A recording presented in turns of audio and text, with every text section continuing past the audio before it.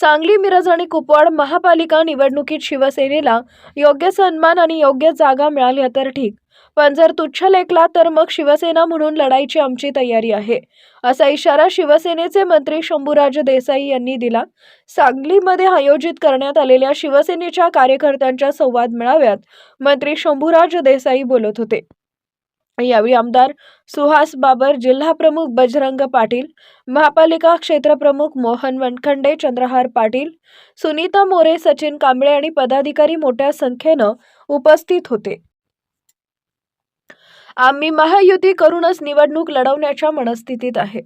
मात्र महायुतीत जागा लढवताना योग्य सन्मान आणि सन्मानपूर्वक जागा वाटप झाले पाहिजे. सांगली महापालिकामधील जागा वाटपाबाबत पालकमंत्री चंद्रकांत पाटील यांच्याशी आम्ही चर्चा करू, असे सांगून मंत्री शंभूराज देसाई पुढे म्हणाले. उपमुख्यमंत्री एकनाथ शिंदे यांनी आतापर्यंत 3 वर्षात सांगली, मिरज आणि कुपवाड महानगरपालिकेमध्ये 425 कोटी रुपयांचा निधी उपलब्ध करून दिला आहे. आजारपणातून आता बाहेर आलेले खासदार संजय राऊत वाटेल ते बरळत आहेत. त्यांच्या बोलण्याकडे कुणीही लक्ष देत नाही, असं सांगून मंत्री शंभूराज देसाई पुढे म्हणाले. वादग्रस्त वक्तव्य करणाऱ्या सुषमा अंधारे यांना यापूर्वी अब्रू नुकसानीच्या दाव्यासाठी जामीन घ्यावा लागला होता.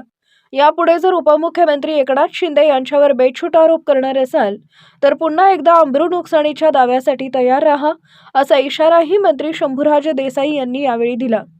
पृथ्वीराज चव्हाण वेगवेगळी वक्तव्य करत आहेत. कदाचित पूर्वी ते पंतप्रधान कार्यालयामध्ये राज्यमंत्री होती, त्यावेळी त्यांच्या काही घटना त्यांना आठवत असाव्यात, त्यामुळेच ते आता वेगवेगळी वक्तव्य करत आहेत, असा टोला यावेळी मंत्री शंभूराज देसाई यांनी लगावला. सुरुवातीला आपली भूमिका आहे की महायुतीचा प्रयत्न आपण या ठिकाणी करणार आहे. म्हणजे आपल्या बाजूला शिवसेना म्हणून शिवसेनेला प्रतिसाद दिला नाही, शिवसेनेनं आमच्याशी चर्चा केली नाही, असं आपली भूमिका अजिबात नाही. आपलं निश्चितपणे युती करण्याची आपली मानसिकता आहे, पण सन्मानाने युती झाली पाहिजे. शिवसेनेचा मान,